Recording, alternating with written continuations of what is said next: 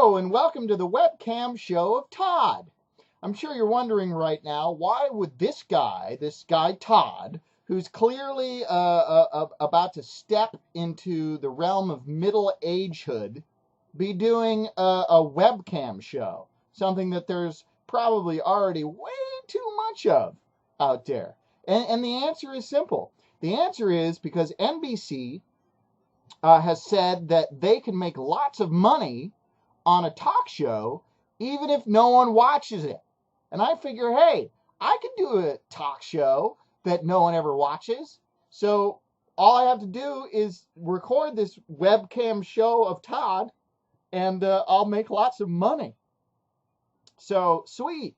Today, our first episode is I'm going to do a little bit of a community service. I'm going to help parents out there, warn them about some terrifying things that are happening to their children. Specifically, I'm talking about these children's books. These are dinosaur children's books, and it's irresponsible children's lit. I'm telling you right now. This one is called Danny and the Dinosaur, and it's about a kid that goes to the Natural History Museum, and this brontosaurus suddenly comes to life. And the story is about the brontosaurus being really friendly and taking Danny around the town, and they have fun together, and they go and they talk to the townspeople and the other children, and it's a lot of fun. But the reality is, if a child's in a museum and a brontosaurus comes to life, the brontosaurus is not going to befriend the child.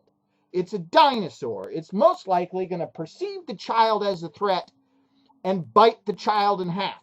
And I know that brontosauruses are herbivores and not carnivores. All that means is that instead of swallowing the child after biting it in half, it will spit it out. Okay, this is a dinosaur. Dinosaurs and children do not mix.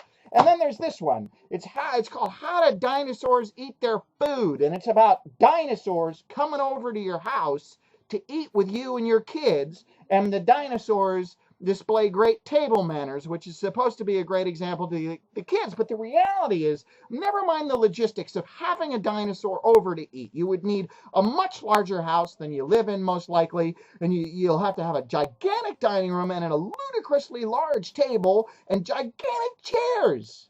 And who has that? That's ridiculous. Who has that? And beyond that, dinosaurs aren't going to exercise their table manner muscles, because they don't have table manner muscles. They're dinosaurs. And you know what they're going to eat when they sit down at your big giant dining room table on your giant dining room chair? They're going to eat you and your children. These books are horribly, horribly irresponsible. The kids are going to get killed if dinosaurs come to life, because they're going to try to make friends out of them, and the dinosaurs are either going to eat them or bite them in half and spit them out, depending on whether they're carnivores or herbivores. So a quick message to Sid Hoff, author of Danny and the Dinosaur, and Jane Yolen and Mark Teague, authors of the dinosaur eating books. Science. Okay?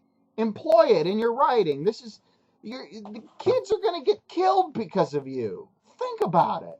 Parents, don't read dinosaur books to your kids, because if dinosaurs come to life, it's